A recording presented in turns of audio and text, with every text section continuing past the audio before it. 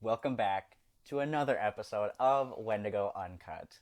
Today on the couch we are joined by... A director from WDP, Gabriel.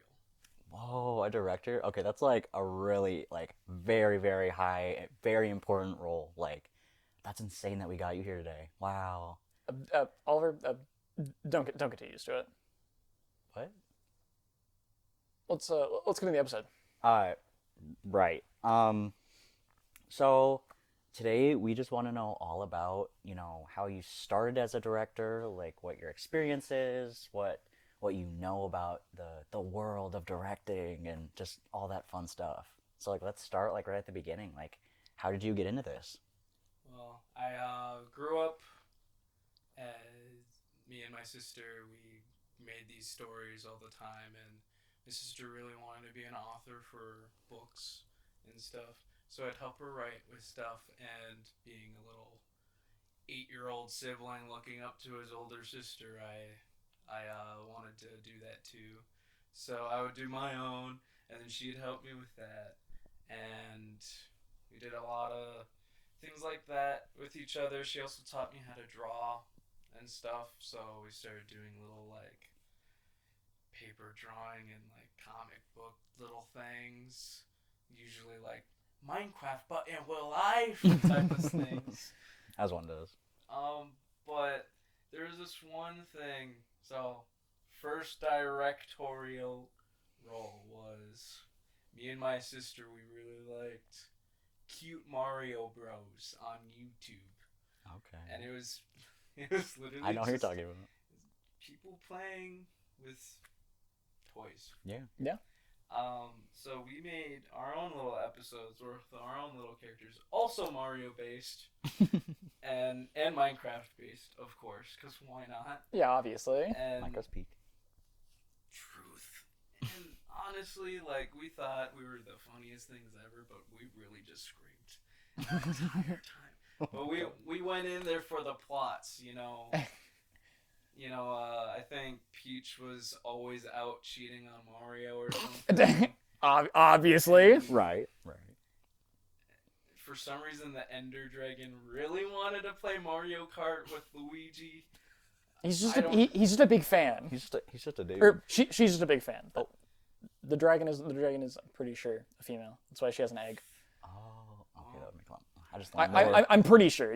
No, that would make sense. I didn't know that as a child.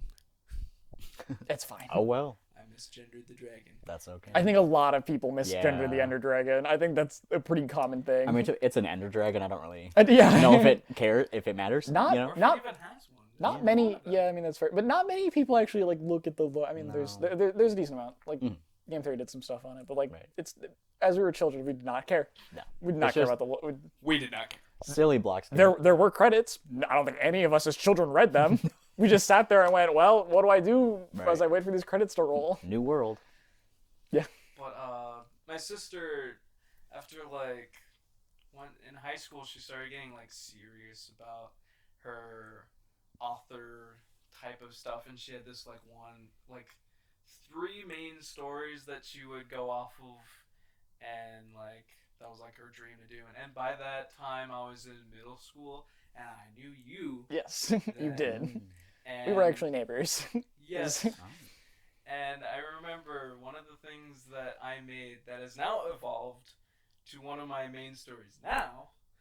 But back then, I made it for this game we played, where it was basically we scattered a bunch of things around the yard, and we played it. But I wanted to make a story for it, so me and Aiden and my sister would play that game. But then I was doing stuff for the story and stuff, and I just kept on adding to the story as middle school, high school went on, and I was I really want to make this a video game or something. But then I'm that's a nerdy thing to do. And Dang. it's really story based. You know what's really story based for video games? AAA games. You know what I don't got? AAA money. So, that's when. Oh yeah, this was in high school where I met Hammer and Cambling. And Right. Yeah, that was his I name. think that's where we all met him. We all met him in high school. It was And he said he made we. Well, Yes. I technically met Well, him yeah, when I was in high school. yeah. Okay, but- yes. So yeah, I mean, it applies. It still applies here. He came later, but you're still important. I tried. It's still important to the overall story You're just on how like- we got You're here. just like Yeah. Maxine from Stranger Things. You come in late, but you're just as important. Right. Yeah, I've never seen that show. Continue. No, I Yeah. have. We just. No, I haven't. Oh. But moving on. No. Continue. No, we're not gonna get into that. We're not gonna get there. That'll be after the cameras are done. There's too much. But he was talking about how he made movies as a child too, and you know he wanted to make movies with me. So we made this kooky little YouTube thing that we thought was gonna get so big, gonna have game theory do stuff on, and all this. Never did because it was not good. But it was like this really like grainy, spooky. It kind of seemed like what's that one movie? The one with the tape, The Ring. Oh. Okay. It had very The Ring tape vibe to it, Okay. and we made that. And then after that, we wanted to do a lot more things, but we couldn't because I moved away to South Dakota. And then I just learned creative writing because I was like, that's what I want to do. I want to make stories still. And so I just took a lot of film classes. I took a lot of writing classes. None helped. Damn. Very much. Wow. It helped a little bit, but they really were just like, do this. If you're going to do it, hey. They didn't tell me what I was doing wrong. So it was basically like doing nothing but practicing. With no feedback. Yeah. Practicing, Right. but you don't know how well you're actually doing. Yeah, because if you're doing anything, you're better than everyone else in the class. And it's Right. Yeah, because a lot of people just take it because they kind of they're just forced into it. So if you take Yeah. it voluntarily. never forced to excel. But you see, then, had a dark moment in my life. But then I called Cameron. He was also having a dark moment in his life. And we decided, you know what? Why don't we... Well, he made the company. He was like, this is why I'm talking to you again. And so then I joined. I moved all the way here from South Dakota alone. Must have been scary Yeah. on your own. Yeah. You still in high school at that point? Just finished high school. Okay. As soon as high school ended. Wow. All right. Because if you've ever lived in South Dakota, you know it's not a fun place to live. That's very rude. That's very rude to all our South Dakota listeners Yeah. out there. Okay. Yeah. Specifically on the side of Sioux Falls. The other side, you're fine. Never been there. Is that the east or is it the west? Which side are we talking I about? don't know these Eastern and Western type of terms. Okay. The I left. get 'em flip-flopped. I'm just gonna say it, that side. Okay. The people That side they is the great. people there they know. The Rushmore Trust. side. They know. Trust. All They're- right. They know who they are. But,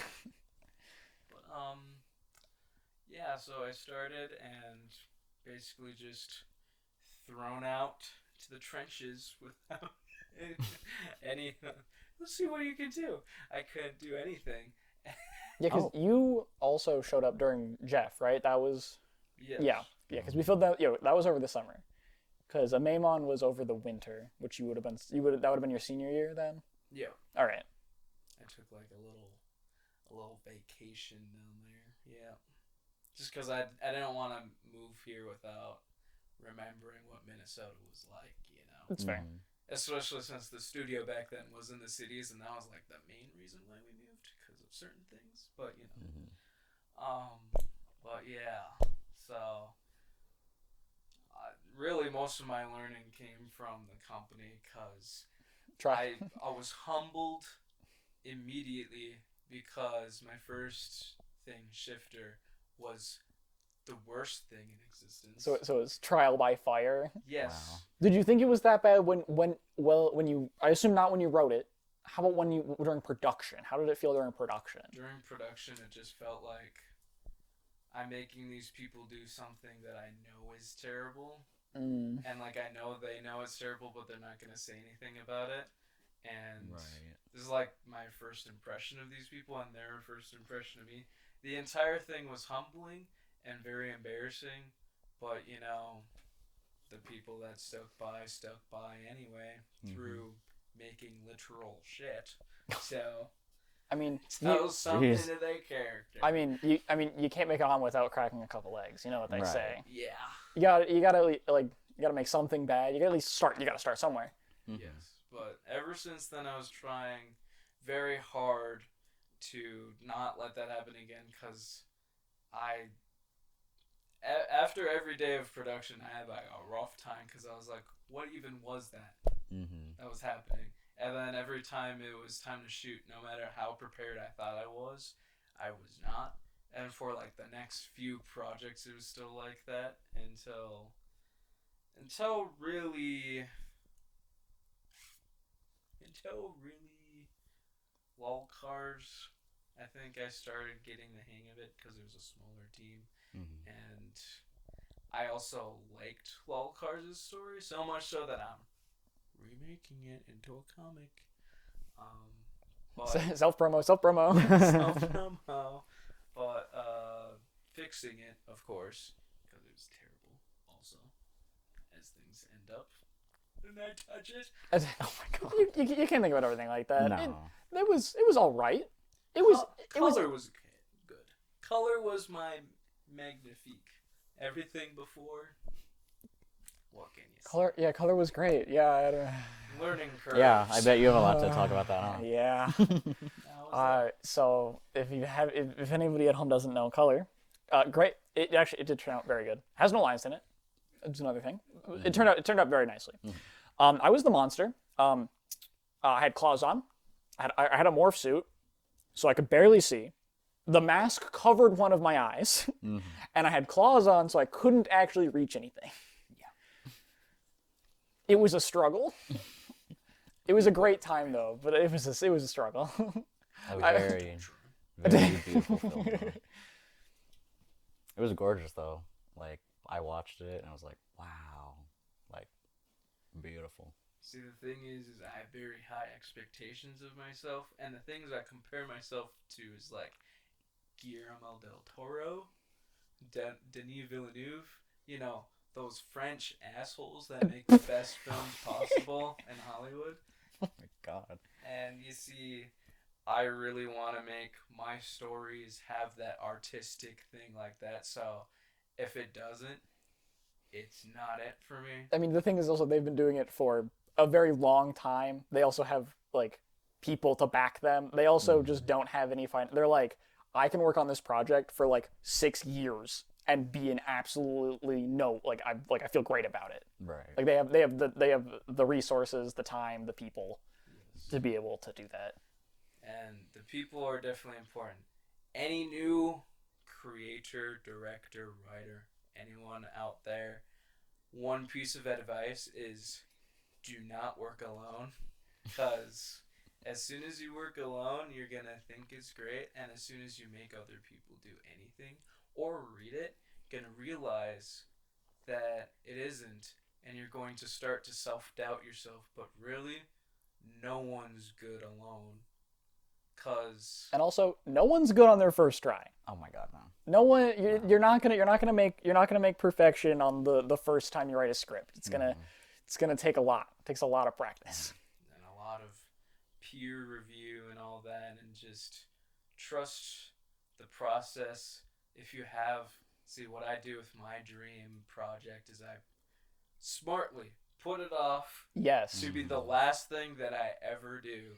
When it comes to writing, I have a few ideas of like side pieces if I wanted to continue making stuff after that one, but like if you want to make a magnum opus, have that be your last thing, or like a decent way through your career. Yeah, right. That's why like there's a lot of video game developers. We're gonna talk about this for like a minute or two. So the thing is like there'll be indie devs who they like a single person team. And they're like, I have this absolutely dream project, this great idea for a project. So they try to put all their time and effort into it, but the problem is they don't have that much knowledge on video games. So they like make it and they keep making it. They're like, this is not good. This is not turning out how I want it to. So they either just abandon it, never come back to it, or they finish it and they're not happy with the outcome. Unlike, I'm gonna keep going on this, Toby Fox, very popular. Undertale, not that dream project that he's making, but the dream project that he's making is Deltarune. That's why Undertale came first. It's the worst game, I guess. It's whatever. It came first, so that it was a test run. It was like a practice, which also widely popular still. I was gonna like, say it was very still popular. very popular. But the game that he wanted to make is now Deltarune. That's why he's taking so long to make it. Gotcha. There's 7 chapters total. We're only through 4 of them. The game came out in 2019, 2018 or something.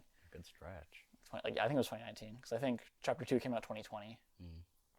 Like you gotta do something else first to get that to get that experience and like intuition, like know how like to do it, and then after you think you have enough practice and you think you have enough skill, that's when you try to really hone in on the project the reason why you started doing either the hobby or the career you started. Yeah, I mean, I've always said, like, forever now, where it's like, every single project we continue to do with each new one, even if we're using old techniques or we're used to what we're doing in that project, we just keep getting better because it's just practice after practice, learning new things, growing the company with more people and, like, just getting better because it's like, that's what you do. We're all new to this, but Exactly. like, we can only get better. And honestly, like, at the rate we're expanding, we should like really crack down on making it the best that we can. Yeah, like when I started on Jeff, I've gone back and watched some of those old ones that I've filmed, and I'm like, damn, that either one, that's shaky. Please fix that. 2, there's some dirt on the lens. 3, the shot could have been better. And Like also, there is only so good you can get with setting up static shots without like having movement material. But now that I have some movement technology that I have, yeah, I think I've gotten better from when I started with it. Right. yeah, your And that's stuff that. for the camera's great. Yeah, now. and that's specifically what it is. Because like static shots, basically anybody could set up a static shot, and it would all look about the same. The movement shots is really where you get it, and like I guess as a camera, you also get to like figure out like what's in the background, what needs to be set up for like the set. But You talked about your cameras. I want to learn more. yeah, about your let's go back to. I director was like, I don't know how to segment back into that. So like, I know there's like, you can't have a story without the story. So, like, what goes into even beginning to, I guess, start a project like that? Like, what do you have to think about? Like, what are key things that you're like, okay, I need to make sure I have this to even begin it? See, I'm a very this is gonna sound cringe. I'm a very aesthetic person where I think of a vibe I really like, but I think of how the things I think of, like, they feel very stagnant and stiff, or they feel like different and not how I want to do it. I think of a very specific style, aesthetic, and everything, and I try to like come up with an idea that everything kind of works to make it, and then everything, but like not let anything else suffer by that. Very hard thing to manage, but usually what I'll do is I'll go outside in the summer. I usually come up with my ideas in the summer because I'll go on walks and I'll listen to music. And I'll try to listen to music that invokes that kind of vibe. And if I already have the vibe in mind, I'll listen to any music and just like based off of feelings or whatever, of like characters or whatever. Right. And I'll just come up with certain ideas and how they can formulate. And I really like overarching things. So I'm like thinking of how this thing can tie into this thing until it's a whole big thing. And then when I've got a good skeleton, I'll go and usually tell someone that would be interested. Would be my sister or my mom, but she doesn't care. Most of the time, Damn. she's just there to listen. She's supportive. Right. But most people, most people you're gonna find aren't gonna care about what you're creating. But you gotta just say it out loud. Mm-hmm. Because sometimes just saying it out loud, you're like, damn, this sounds stupid. Mm-hmm. Or, you that actually sounds all right. Or like while you're talking, you can like put a piece together that was missing. Yeah. Right. Usually, find out what you need to fix. Find out what is good that you need to expand upon, focus on, whatever. And then by that time, it's like you already got it. You can probably start writing. I feel like that's why writing dialogue is kind of difficult. Because if you just write it, you're like, oh, yeah, this sounds good. And then you say it out loud and you're like, damn, no one speaks like this. Right. Not you a say it to someone. Yeah. I say it to myself and I'm like, yeah. whatever. But yeah, and then you say it to somebody and you're like, not us. Like, you say it to them and you're like, how was it? But in your mind, you're like, not a soul speaks Right. like this. Oh, yeah. That is my biggest thing. It happens to everybody that tries to write dialogue. Mm-hmm. Or like like a script form. Mm-hmm. If you're just writing it for like a book, it doesn't sometimes not as important. But Yeah, like it's not for a script, that's kind of the whole thing. Right. Yeah. That's why Stranger Things, when like their characters talking, and they're like coming up with a plan, you can usually think of, oh man, a couple of these characters can be swapped out and it wouldn't make a difference dialogue wise. But then you start to look at it deeply and you're like, wait, Nancy always asks like a question first before she starts, right? And then she continues on, and then that's usually like Nancy's thing. But then Dustin's like saying it as it is because he knows everything or whatever. Yeah, where it's like, have character quirk or like have like dialects for them. Right. Like like things that they would say that like they say. I don't know how to explain it. No, I know, like, in a way where it's, you have to kind of keep in mind as you're writing, if you're writing, like, the character talking, you have to kind of make sure that who they are as a person makes sense with how they talk compared to, like differentiality, if that's a word. Yeah, but it gets really hard when you start to think you are only one person and you're writing, like, however many people. Right. You really do need help with other people because you can like inspire how someone talks off of someone else or whatever. And it can always change once you give the script to an actor and they'll be like, this doesn't work. Right. Yeah, So you have to change it on the fly. which I have done a lot. Yeah, it happens a lot. Where an actor will walk up to like one of the directors or somebody and be like, is like, can I change how this is like said, or like small tweaks like that to dialogue happen all the time. Or in the last production, I would ask if they would change it because I was like, I just know it's bad. How they should change it to make it sound more natural to them. Yeah. But yeah. Which isn't, like, a bad thing. I think, having more people collaborate like that, like you said, like, helps in a way. At least I'd assume so. Yeah. Because you have a lot more different brains and different thoughts coming together to be like, oh, I didn't even think about that aspect. Thank you. Things like that. And one of the problems I see is like, talk to some other people that also like writing, and one of the things is they never want help writing because they feel like it's not theirs anymore, and I understand that feeling. But the thing is you have to understand is it already is yours, but help, you're gonna receive help anyway. As soon as you need help, they're helping. Like, Right. they're helping you, but you're also like, you're giving them the ammo that like they're shooting with. Like, Yeah. Or it's like you write a section and you're like, something's off about this, but I cannot tell. So you give it to somebody else, and then they give you notes on it. like you're the skeleton, you can't be everything.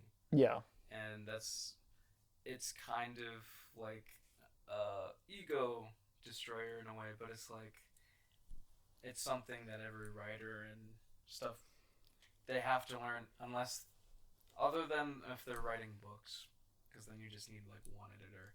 But like as soon as you want to make it like past that, you're gonna have to have help somewhere, and it's gonna be a shared project. That's just something you're gonna have to accept. Especially if it's like a script for a production. Like you want to get that so that when you give it to the actors, they are not like it's not jarring to them. Yeah, and as soon as you give it to an actor, it also partially belongs to that actor too, because how it was written could be perfect, but their acting can be bad, and or they feel it doesn't fit their character. Yeah, or what could be written down as terrible, but they have the best version of it. That they have a really good delivery on it, and you're like, oh, that actually sounded great. So as soon as you put your work into other people's hands, it also is partially theirs too. So it can be your baby, but now you've given it to them as a gift, and they get to do with it as they see fit. It's like a child. You cannot helicopter parent your child so much that, because then they become so closed-minded and flawed in their thinking, just as you are. So they need a peer review with people that they meet and everything that forms them into their own person, so that they could be a more refined version of what you had intended. Right. Yeah, this is why having multiple people look at a script is so important, because you could be so like set in on like the main story or like just how it ends and like a couple plot points, and then somebody will be like, yeah, but like why? Right. And they can like they actually ask the main like the question on like how do we get there? Because like other people can see, are there any like plot holes that don't make sense? Like, oh, why is there this jump here? When you're like, oh yeah, I guess there is a jump there, like not even meaning to write it, things like that. Yeah.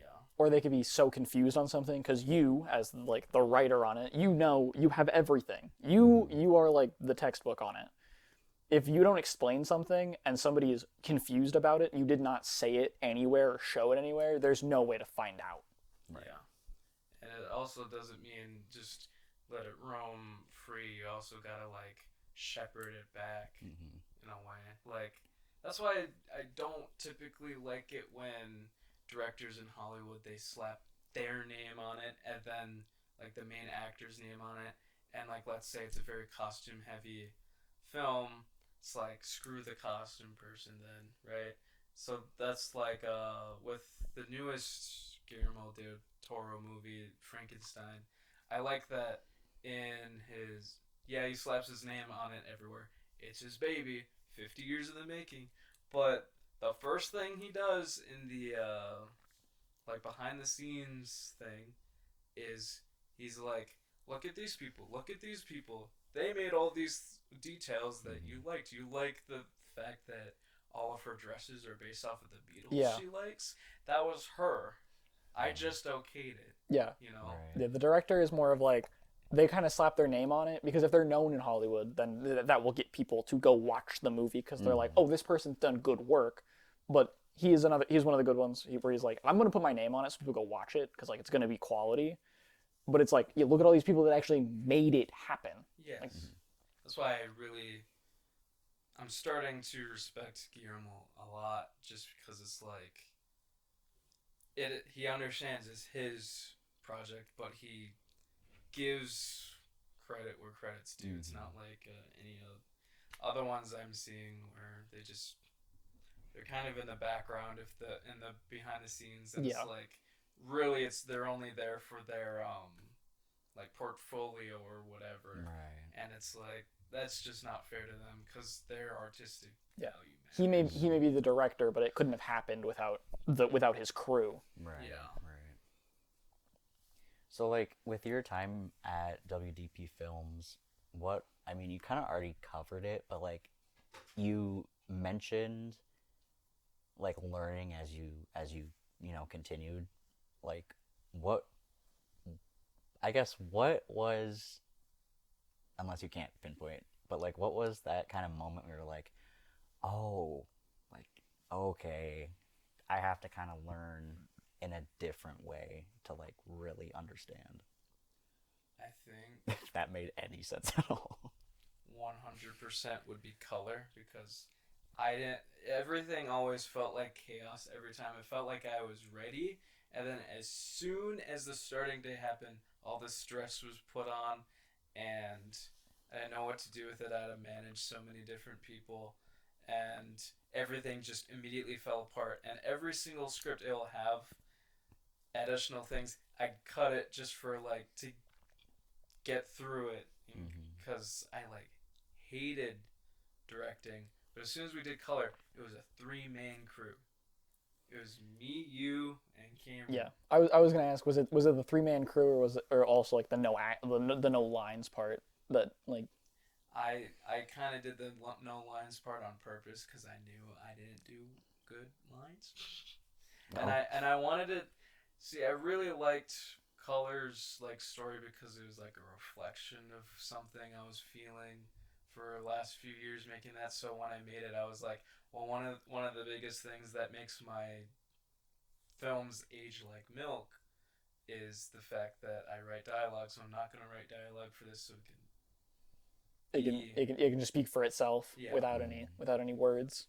But adding on to that with the three-man crew, I realized that what I had problems with was managing and who to talk to. So after that, we came up with a system of like a pipeline of who I should talk to, and by then we had created the stage manager position because before it was just the director doing everything. Yeah. Mm-hmm. And things would get forgotten, like actors being cold. Yep. And Yep. so the stage manager's job was to like pick up where the director can't. Like he can't focus on every single person at the same time and like direct where the tech goes and figure out where we are and just do literally everything. Yeah, So, the director has so much on their mind. They can't Right. think about every single person that is on their cast or crew. Mm-hmm. and so I think that stage managing helped, and then figuring out the pipeline for that latest project was necessary because otherwise I probably would have just quit cold turkey if I never figured that out because I was Right. like, I can't deal with all the stress. I felt like every single time it came to a shoot day, it was just like everything was falling apart. This thing I was so like excited to make, I'm now like dreaded every single time I heard its name. So it was like, I need to find a way to not kill this for me. Yeah. Mm-hmm. So that was definitely the moment where I was like, okay, that's something I need to, because you can only learn one thing at a time, really. Mm-hmm. Because I don't know, Akamanto was lighting, and then another one was like sound. I think like Trinity Co was kind of like sound stuff, and and every film kind of was slowly learning the ropes of everything or enhancing it. Okay, wait. I've got an idea. Let's try to figure out all the films that you like wrote and directed. Let's try to see what either your favorite or least favorite part of each of those is. If you just like the ones that you can remember at least. Yeah, I'm So you not start. gonna remember any of the short. I'm gonna say we Yeah, have, yeah, no, we that- don't have a list. That's fine. But you started with Shifter, like at least like the main ones. Shifter, I really liked.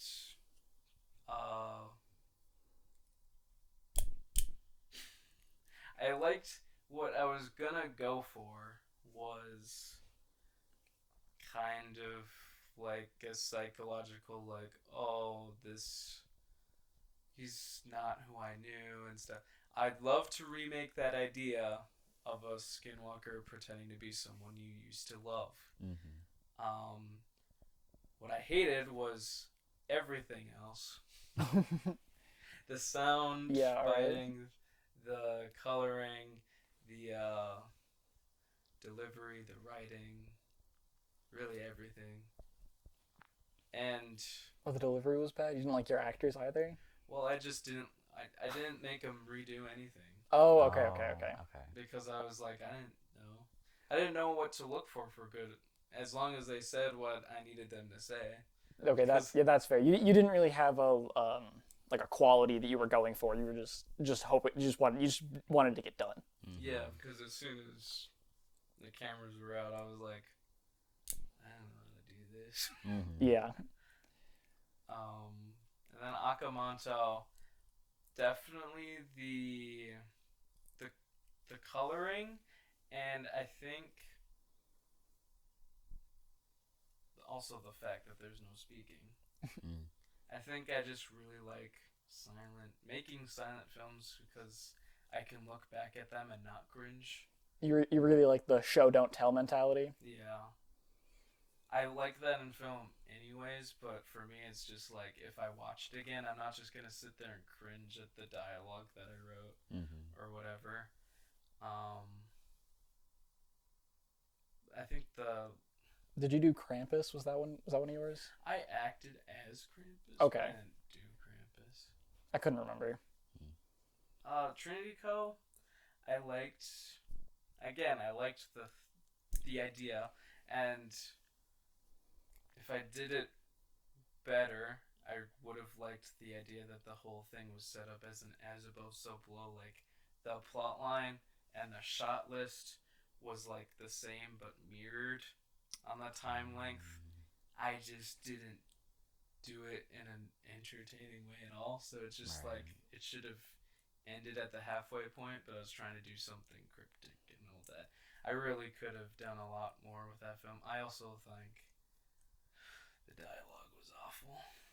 Because I was like, I need to lock in with my dialogue, and I did not. Was this Trinity Co? Yes. I actually thought the dialogue was alright in Trinity Co. I think the beginning and the end was good, and everything else was like...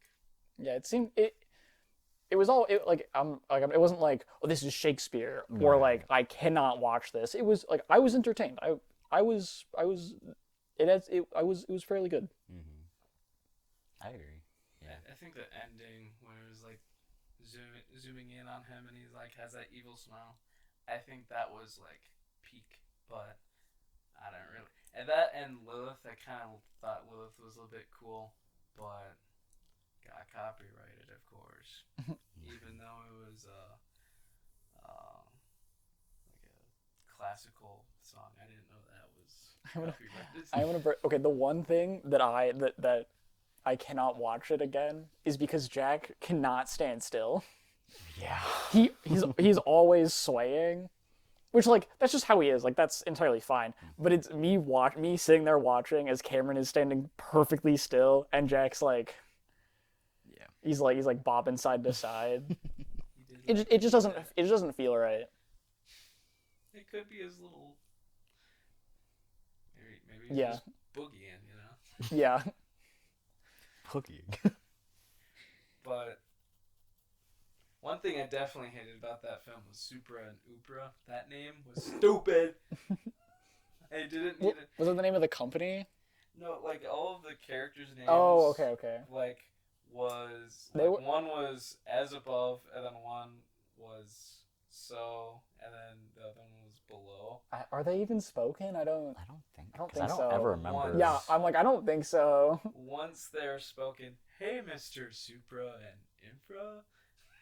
Oh, because he gets a call back. Yeah, that's that. Okay. I thought everything had to have meaning, but it really was not that deep, dude. I could have done actual names. Could have named him like Tyler or something. Could have named them actual names that meant those things, but you know. All right, and then what came next on the pipeline? Was it Lolcars next? I'll just say that Lolcars was next. We'll just skip. Lolcars was in between one of those, but Lolcars, I really liked his design, and that's why I'm bringing him back. Yeah, that was the first episodic series that we had here, right? Yeah. And the first and only so far, actually. I'm pretty sure. There was Stalker, but we won't talk about that one. Weren't those shorts? Yeah. We won't talk about that one. Well, I also mean, I guess the podcast now, but here we are. Wildcard's his design and the idea of him being like a god of entertainment, sick. And like the idea of it being security footage, and then as the security footage goes on, it's more like movie because like the god of entertainment is like making it more like entertaining Yeah. and stuff. I liked that. It's just technical difficulties and writing really, because I really wanted to keep it secretive because I thought ARG meant secretive.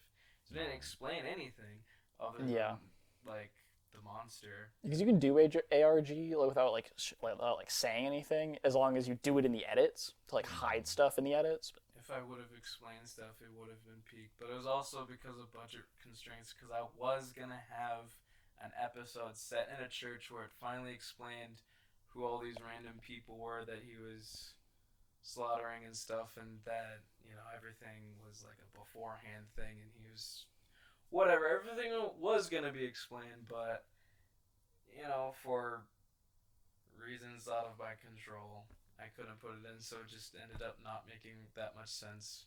And that's why you want to remake it, so that you can one do the story better as you have it, and better technical stuff as well.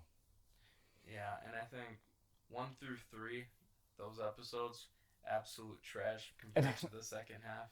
I mean, that also gave you editing experience on like how you wanted it as well. Yeah, if you watch it as like a perfect tell of my journey those couple of months figuring out editing and lighting and stuff a lot, because I really did play around with lighting a lot in that series. Then after that was Taker, which Taker was that was good. I think my favorite part was the indoor scenes, specifically that one shot of Jack's foot while Will falls. I really like the reflections in his shoe. Yeah. And then, but I didn't like how cartoony the mafia guy was. Both of them were. Oh. And how, awful the, beginning scene looked. Because I didn't know how to color grade, and I was trying to figure it out, and it was just an ugly day. It was also Minnesota in early spring, so everything was dead. Yes, Super everything gray. was the same exact color, and I hated that, and I just couldn't fix it. So it made it blue, and it made it worse. Yeah, I guess.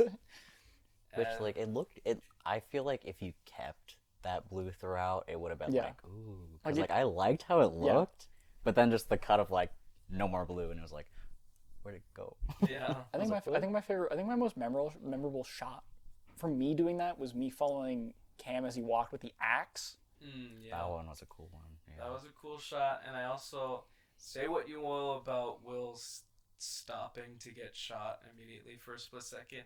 Can't really tell. I just like the effect of him getting shot. You know what? It's been enough time.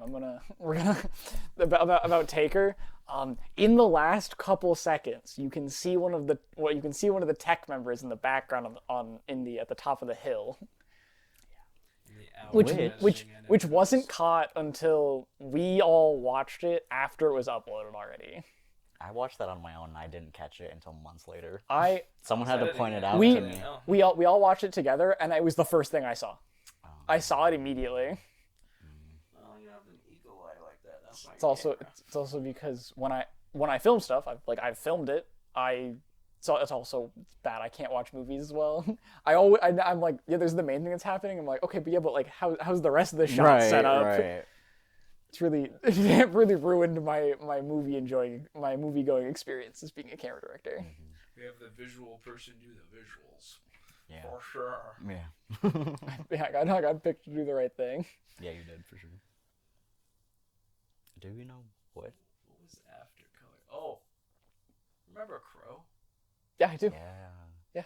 See, it was a project that never came out. One thing that was great about it, the lighting, everything else, it was so lackluster. Burp ball.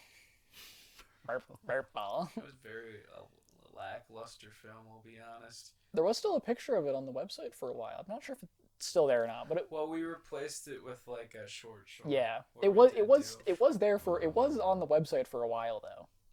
Or was it the short for The Crow that made me want to do Maybe it was the that one. Crow short film? I don't know. I definitely I remember filming it. I don't.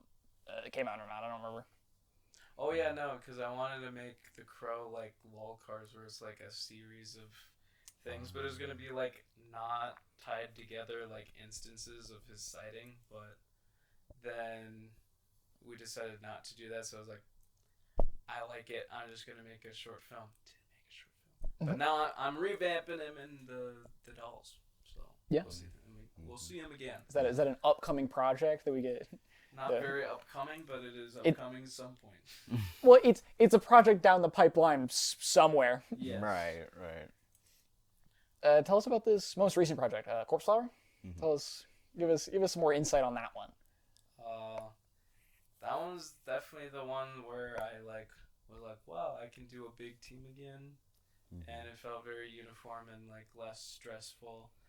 I don't think I made many cuts. It's just that I think overall the writing, I don't think the writing was very good at all. Like the overall writing, or like little bits and pieces here and there. I'd say there's several good scenes in it. It's a pretty long thing. Several good scenes, and the rest is just kind of like WDP normal, like How do you short type. Oh, how do you think your dialogue improved? Do you think it improved a lot from like other projects to Corpse Flower?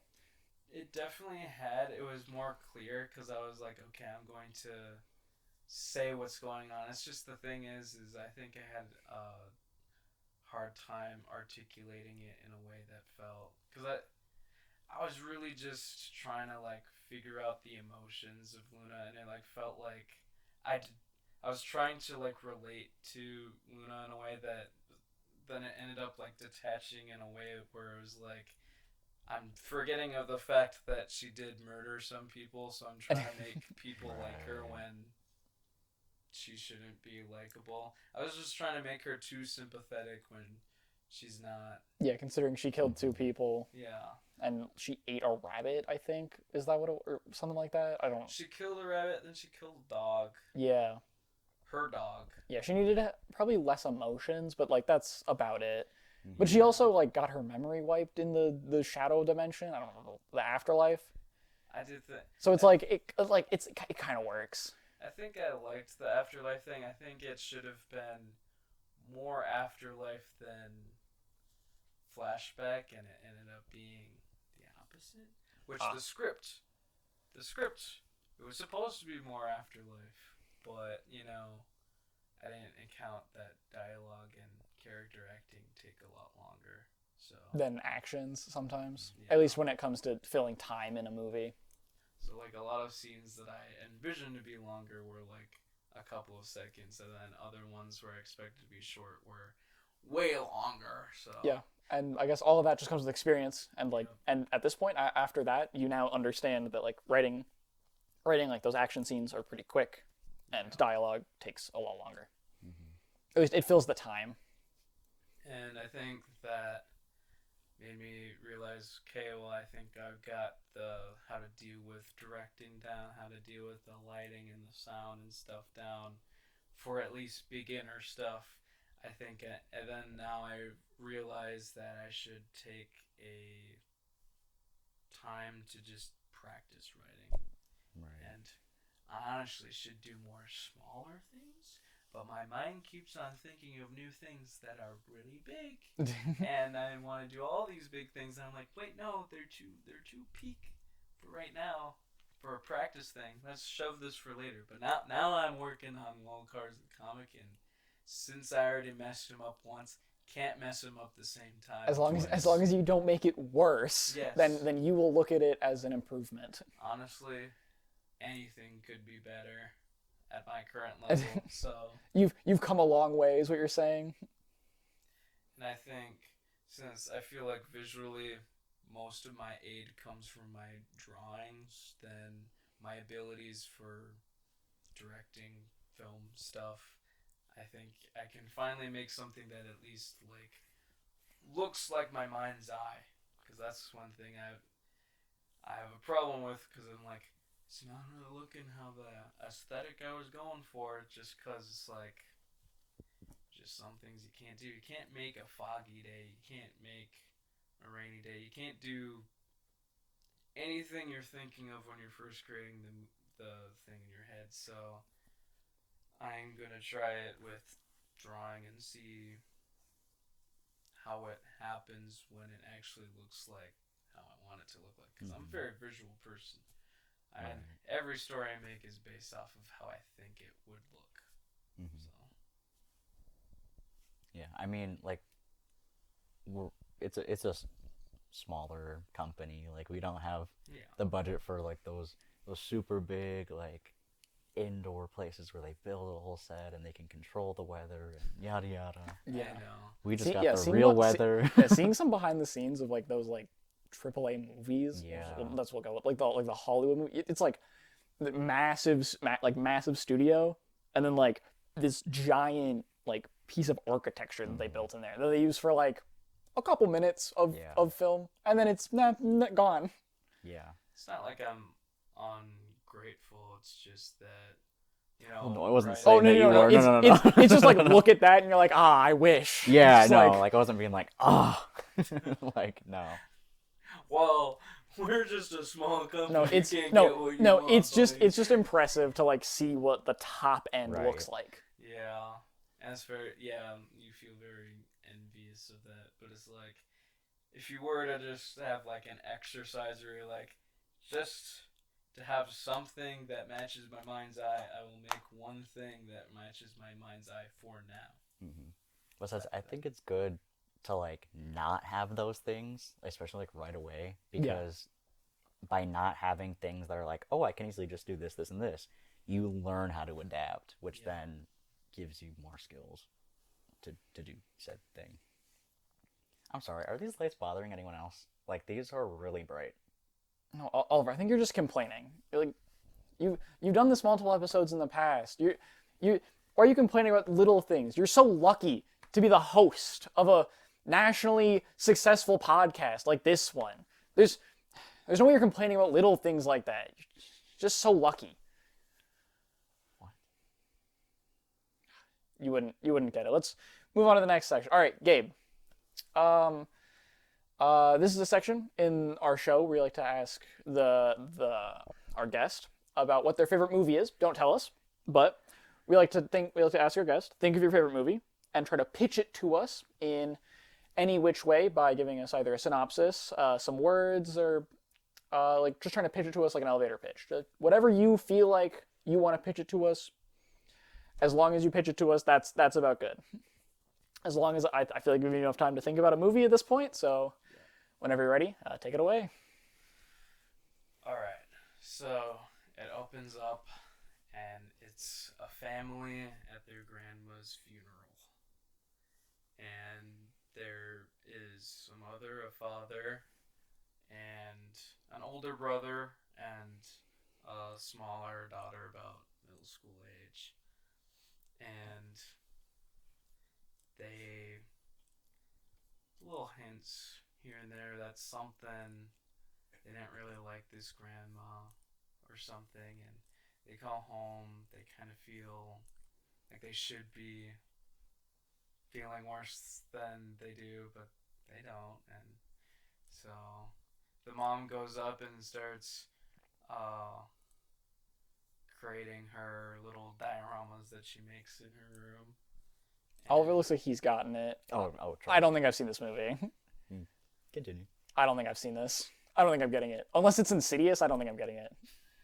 So I'm trying to think of the beginning's hard. Here's the thing. Just give me some more obvious things. I'm not getting it from this. Give him like the main. Clearly, I have not like, watched this movie. Oh yeah, let's just skip to there. He might get it, because that's a pretty famous. Alright, so then blah blah blah. The older brother gets invited to a party, and his mom tells him to bring his sister with, and his sister's allergic to nuts. Just keep this in mind. And so they go to this party, and they're serving a cake. And the brother distracts the sister by having her eat the cake so he can go smoke weed, as older brothers do. And see, someone had put nuts into the cake, so she comes back into the room that she saw her brother go into, and she can't breathe. So he starts rushing her to the hospital, and she's like gasping for air. He's telling her to calm down. They're gonna go to a hospital. She rolls down the window. She's trying to breathe out of the window, and there's now roadkill in the road. So he swerves, and he hits a electric pole that's right next to the road, and her head just pops off. I don't think I've seen. I don't think I've seen it. I genuinely I don't know. That's such a famous scene.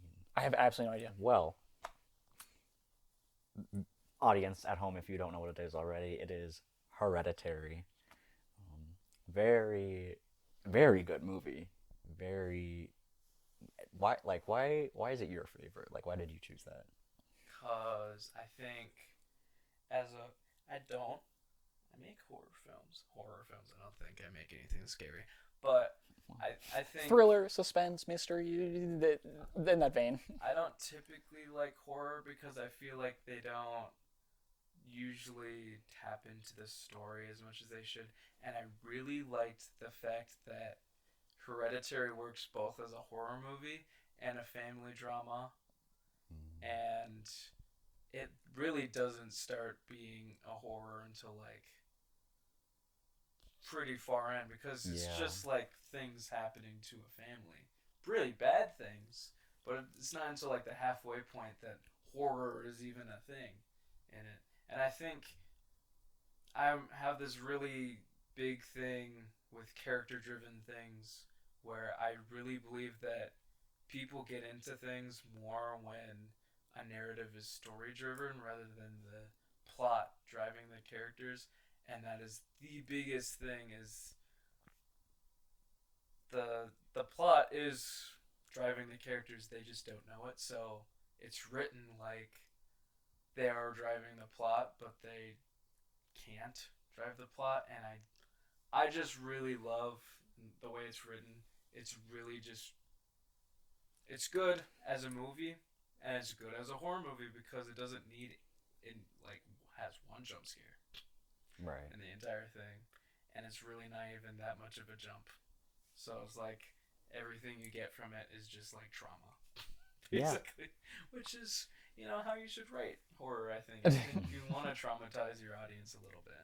You want them to remember. Yeah, and that's definitely a memorable movie. If I you would want to say. cry at a horror movie as an adult, you did something right. Right.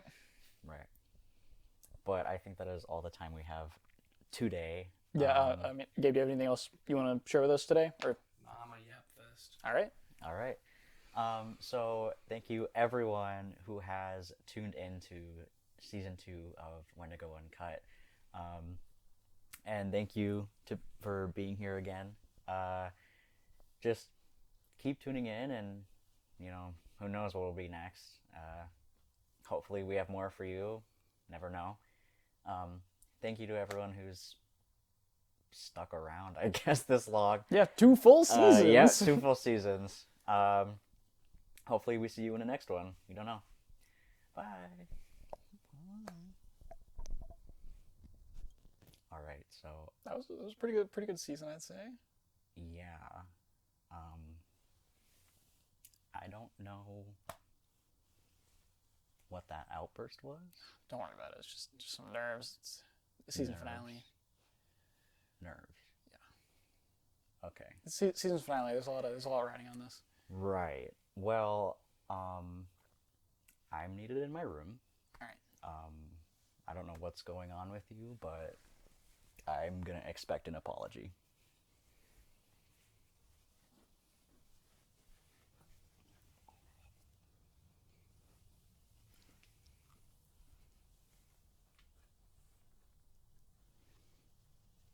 Proud of you for finishing a second season.